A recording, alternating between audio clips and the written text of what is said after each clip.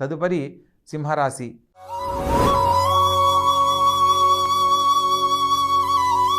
ఈ యొక్క సింహరాశి జాతకులకు ప్రస్తుతం విశేషమైన కాలంగా చెప్తున్నప్పటికీ కొంత మిశ్రమ ఫలితాలు కూడా గోచరిస్తూ ఉన్నాయి. ప్రత్యేకంగా ధనస్థానంలో కేతు సంచరించడం వల్ల ముఖ్యమైన విషయాలలో మాట్లాడలేని పరిస్థితులు ఏర్పడతాయి. కాబట్టి ప్రతి పనిలో కొంత మౌనాన్ని వ్యవహరించడం ఎంతో ఉత్తమమైన పద్ధతి.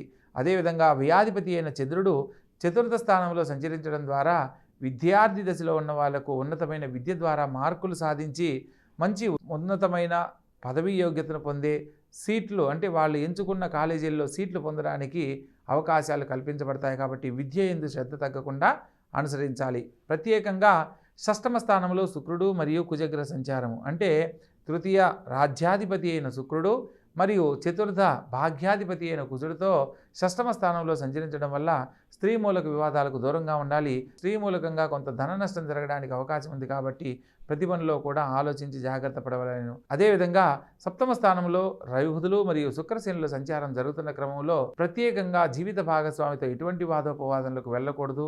బంధువులకు మీ యొక్క వ్యక్తిగత విషయాలను చర్చనీయాంశం కాకుండా జాగ్రత్త పడాలి. తండ్రి గారి ఆరోగ్యం పట్ల శ్రద్ధ వహించండి. తల్లిగారితో వాదోపవాదనలు చేయకండి అని ఈ వారం సూచనగా తెలియజేయడం జరుగుతుంది. ప్రత్యేకంగా అష్టమ స్థానంలో రాహువు మరియు ద్వితీయ లాభాధిపతి అయిన బుధుడు సంచరిస్తూ అష్టమ స్థానంలో సంచరిస్తున్న క్రమంలో ఆరోగ్యరీత్యా ఉదర సంబంధమైన సమస్యలు లేదా స్పైనల్ గార్డ్, అంటే వెన్నుపూసకు సంబంధించిన సమస్యలు ఎదుర్కోవడానికి అవకాశం ఉంటుంది. కాబట్టి చక్కగా ఆరోగ్య విషయంలో జాగ్రత్తలు పడాలి. అదేవిధంగా భాగ్యస్థానంలో అష్టమాధిపతి సంచరిస్తున్న క్రమంలో ముఖ్యమైన విషయాలలో గురు సంబంధమైన దైవబలం మీకు ఎంతో తోడ్పడుతుంది. గురు సమానులైన వాళ్ళను సందర్శించి వారికి మీ యొక్క భవిష్యత్తు సంబంధించిన నిర్ణయాలు కనుక చర్చించినట్లయితే తదుపరి సకాలంలో శుభవార్తలుగా ఉన్నతమైన జీవితాన్ని పొందే అనుకూలత ఏర్పడుతుంది.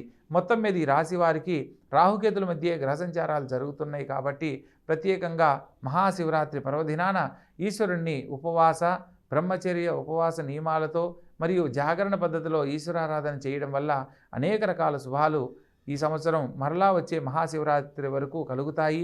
ఎటువంటి ఆటంకాలన్నా తొలగిపోతాయని సూచనగా తెలియజేయడం జరుగుతుంది. కాబట్టి చక్కగా ఆచరించండి. ఆ సర్వేశ్వరుని ఆశీస్సులు సంపూర్ణంగా పొందండి.